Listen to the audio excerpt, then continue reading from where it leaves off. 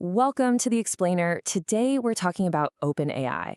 On a surface, they seem to be on top of the world, right? But what if that sky-high valuation is actually hiding a massive, maybe even an existential problem? We're going to break down how the AI giant's greatest success might just be its biggest weakness. Okay, so let's just dive right into the central question here. How on earth can a company with nearly a billion users be in any kind of trouble? It just doesn't seem to make sense. But as you'll see, those incredible numbers hide a huge structural problem right at the very heart of their business model. But first, let's talk about the story everyone knows. The myth. OpenAI as the undisputed king of AI. And honestly, when you look at the top line numbers, it is really easy to see why this narrative is so powerful. First up, this absolutely staggering number. Over 900 million people use ChatGPT every single week. Just let that sink in for a second. That's more than the entire population of North America hopping on to use their service. It's just insane. And of course, that massive user base is driving some incredible revenue. We're talking projections of over $25 billion a year. That is the kind of hypergrowth that most companies can only dream about. And on top of all that, you've got 4 million developers actively building applications on their platform. OpenAI has literally become the foundational layer for a whole new generation of AI tech. So with all that success, what could possibly be wrong? Well, what if all that incredible growth, all those users, are built on a financial foundation that's actually cracking under its own weight? This is where the story takes a very, very sharp turn. And here it is. This is the core of the problem. Out of those 900 million users, only a tiny, tiny fraction actually pay for the service. Less than 6% are paying subscribers. That means for the other 94%, that's hundreds and hundreds of millions of people, OpenAI is footing the enormous bill for the computing power every single time they type in a query. So what does that look like in dollars and cents? It looks like this. OpenAI is on track to lose $14 billion in a single year. They are just burning through billions of dollars in investor cash to keep the lights on for a user base that, for the most part, isn't paying them a dime. And, profitability isn't anywhere on the near horizon. According to their own internal projections, the company doesn't expect to be in the black until 2029 at the absolute earliest.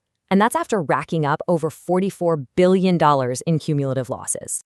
Now, while OpenAI is bleeding cash on this consumer-heavy model, its biggest rival, Anthropic, is taking a completely different and, frankly, a much more profitable path.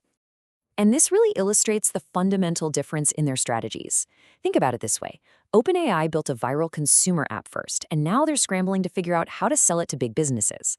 Anthropic did the exact opposite. They built for businesses from day one, and their consumer app is more of a secondary feature. And that strategic difference is having a massive impact where the real money is: enterprise spending. Just look at this shift. In just the last year, OpenAI's market share has been nearly cut in half. At the same time, Anthropic has surged from less than 10% to become the new market leader at 40%. It's a huge reversal. So here's the bottom line. While OpenAI is basically setting cash on fire to serve free users, Anthropic's enterprise-first model is already planting the seeds of real profit. They're on a clear path to being cash flow positive, which just goes to show their model is way more sustainable. Okay, so all of this competitive pressure, this harsh financial reality, it's forcing OpenAI to make a major strategic shift. They need a new plan, and fast. And that plan is called the Super App. So the idea is to move away from all these separate, standalone products, and instead build one unified super app. The goal is to create a single, really sticky environment for users, especially in a professional context, where people might actually pay for it. Now, of course, OpenAI's leadership is framing this pivot not as a retreat, but as a necessary phase of refocus and discipline, which, is really just a public admission that their previous, more scattered approach just wasn't working. So, this new discipline means they're refocusing on their core strengths, business and productivity tools, and they're cutting these ambitious projects that just aren't getting any traction. No more side quests, as they call them. And a perfect example of a side quest getting the axe is their grand plan for agentic commerce. The idea was that you could buy stuff directly inside of ChatGPT, but it completely failed to take off. We're talking only about a dozen merchants ever signed up for it. So now that whole idea is being shifted to dedicated retailer apps instead. So you see, this pivot isn't just some minor course correction, it's a direct response to an existential threat to their business. And this matters to all of us, because whoever wins this battle basically gets to build the foundational AI platform that's going to shape our entire digital future. So at the end of the day, it all comes down to this one critical question.